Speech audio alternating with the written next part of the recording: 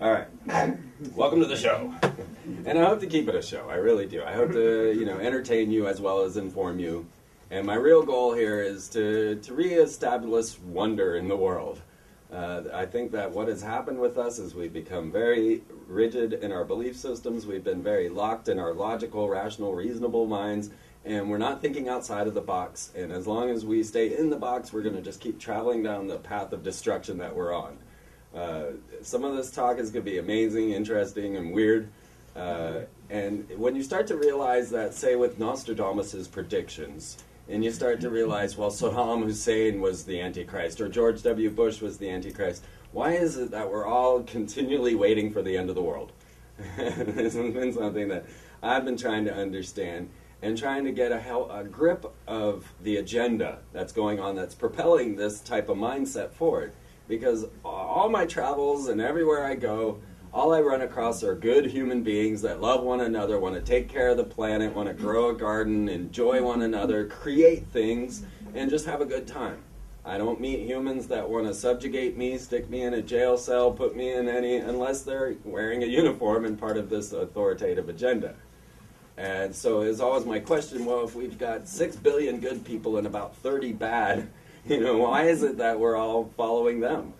And I found that what has happened is our true divine nature has been usurped by magicians. I call them sorcerers because it's a more proper term for the black magic being used. When you start to tell people about the occult nature of the government, the nature of magic that they're dealing with, then all of a sudden magic gets thrown into this area of evil, and then everybody's turned to the Bible. And I don't want to do that either. I don't want to say one's good, one's bad. What I'm saying is that these guys are using a tool, a device, a method of science that we don't yet understand, but they do. And they want to turn it around and use it for their own forces. And so as an example, instead of you supplying your own divine future, you now seek a dollar bill. And the dollar bill is a magical pantacle. If you look at any seal of Solomon, any ancient book grimoire of magic, you're going to see 2 seals combined with a binding agent. And so on the dollar bill, you of course got the eye in the pyramid with the phoenix, and it's 13s, and then the 1 in the middle. And this is the reason the dollar bill has never changed, as they changed all the other bills along the way. They never once changed the dollar. And that's because it's their main pantacle, their main talisman. It has all their magical sigils on it. It's their symbol of power. And so this very power then has usurped our divine nature. So instead of seeking a miracle in your life, you believe the miracle comes from the money.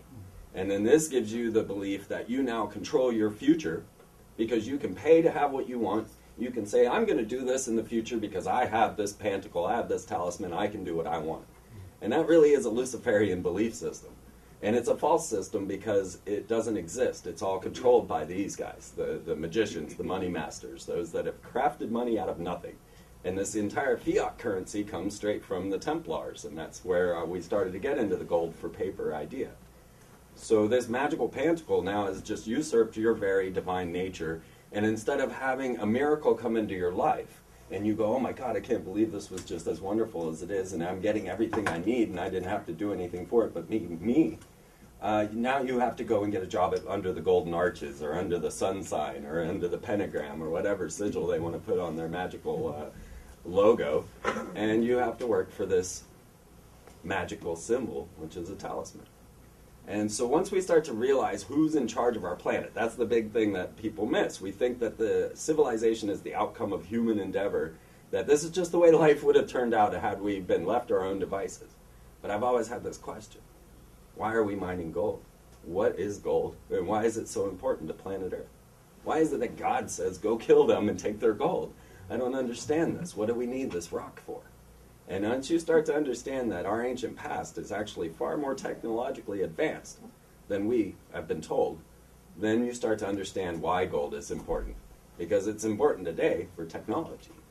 And once you start to understand levels of gold and monoatomic gold and hyperdimensionalities, then you realize, oh, gold is like the spice of doom. Gold has the ability to fold space-time, and we can travel from star to star with gold.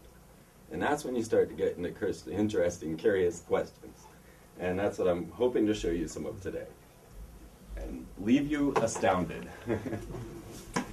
At 10 years old, I drew a picture. I'm gonna go ahead and see. And I had no idea what I was drawing when I was 10. This was 1976, right before Star Wars came out. Or else these would have been X-Wing fighters.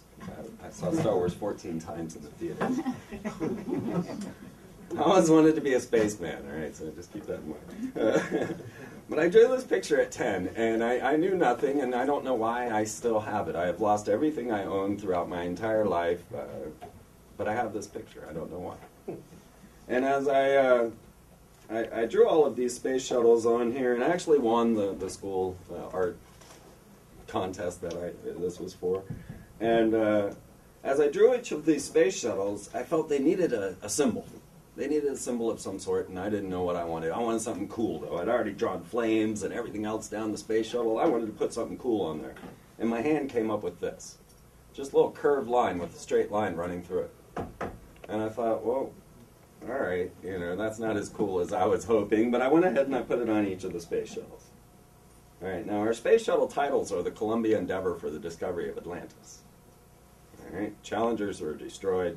Enterprise was an added addition, but Columbia Endeavor for the discovery of Atlantis is our space shuttle missions. If you recognize who NASA is and recognize that they come from a Freemasonic line that goes back to the Nazis. It was the Nazi scientists that came over and gave us rockets.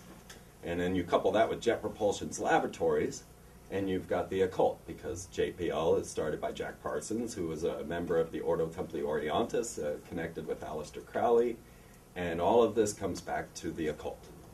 And our space program is run by the occult. Then I drew this winged serpent.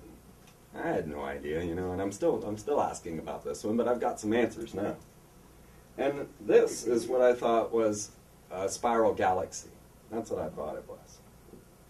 Okay, so 18 years later, I'm moving on 30, and this starts to come to life. All of a sudden, this artwork starts to make sense. I come across a little book known as The Sirius Mystery. And this book was written by Robert Temple. And after he wrote this, the Temple of the 33rd, the Supreme Mother Council of the World of the Freemasons, started pestering him to join, because he had secrets in here about the Masonic religion that they themselves had never heard. They're like, get this guy in here. Well, this book's all about a bunch of fish people that came down and talked to an African tribe from a star known as Sirius. And the fish people that came, they gave the Dogon a symbol. So they go and they interview the Dogon, these men in Africa, in Mali, Africa. And they tell them the story of a race of beings that came from a star known as Sirius. It's a binary star system that we only discovered in the 70s. Or we've only got a picture of in the 70s. We discovered it beforehand, but we couldn't see it. But yet these Dogon knew everything about Sirius. They knew the orbit of its binary star was 50 years. They knew all these astronomical data about the star that we couldn't see. And they don't have telescopes. And so they were like, well, how do you know this? And they said, well, the repulsive abomination came up out of the water and told us all about it. And they're like, a repulsive abomination? What was that? Oh, our God. The one who brought us our religion, all of our secret mysteries, the fish people that would come and tell us about it. Later, these fish people became known as Dagon, and you will find Dagon as the fish people, Oans, and a number of other fish deities in the Bible. Well, the Dogon were given a symbol by the fish people for the star Sirius. It just happened to be the exact same symbol that I drew on my space shuttles. Now, it was curious to me because what I had found was that the Masons worshipped Sirius. The Egyptians worshipped Sirius. The Mayans worshipped Sirius. Everybody's worshiping Sirius. Why? This was very strange. Now, just to give you an example, if you go downtown, or right across the street, you'll see the clock tower, right? And due north of the clock tower is the Capitol Dome, right? And standing on top of the Capitol Dome is a goddess holding a pentagram. You're all aware of this, right? Mm-hmm. Okay, so the Egyptian hieroglyph for Sirius is an obelisk, a dome, and a pentagram. And guess who represents Sirius? Isis. So that is the goddess standing there holding the pentagram. So we have a life-size hieroglyph to Sirius as our capitals in every nation. And then, or every state, my bad. And then, standing in front of this clock tower across the street, you will find our goddess Columbia hanging out with the fish people. So they're the merfolk that are there pulling Columbia, our goddess, forth on a boat. And then on one side she has a pentagram, on another she has a shell. These are symbols of Lucifer, Venus. Venus is Lucifer. The symbol for Starbucks coffee.